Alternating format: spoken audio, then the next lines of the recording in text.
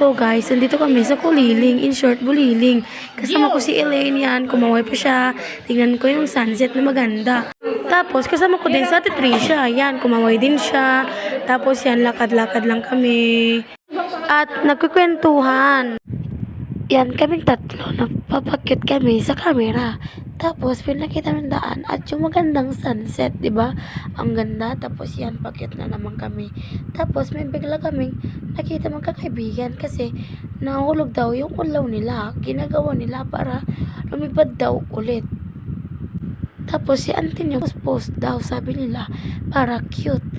Diba? Cute-cute. Tapos, salita ako ng salita dyan. Tapos, biglang lumilim. Tapos, lumiwanag. Magic. Tapos, may mga kakaibigan dyan sa tabi.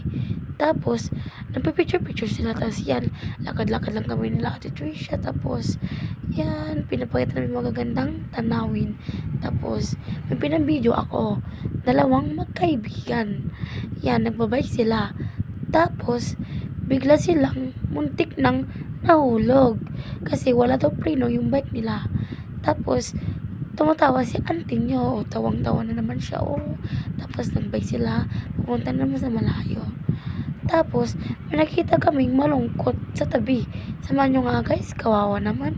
Tapos, may mga bikers, diba? Ang ganda ng bike. Galing-galing. Tapos, lakad-lakad lang kami. Diyan sa gilid, may mga nagkikitar. Tapos, pinapakaway namin sila. Pero, nahihiya daw. Kaya, kumakanta na lang sila dyan sa gilid. Tapos, yung lakad-lakad na naman kami. Tapos, pinapakita, yan, pakyut na naman si auntie nyo. Yan, nahiya si Elaine. Kaya, nilagay doon sa may bukid. Yan, tuloy, wala na kayong view. Pagalitan nyo siya, bilis. So, patuloy lang kami sa aming mga paglalakad. Tapos, nakita namin yung pinsan ni Elaine. Ang pangalan niya ay Kuya Ivan. Tapos, zinom namin sila. Yan, tinatawag na niya yan si Elaine. Tapos, nagpapalimpi siya. Tapos, pinapakaw namin. Yun, kumaway for vlog daw. Yan na, lakad-lakad lang kami. Tapos, pinakita namin yung ulaw. Pero, hindi makita. Tapos, paggabi natin. Bye-bye, thanks for watching.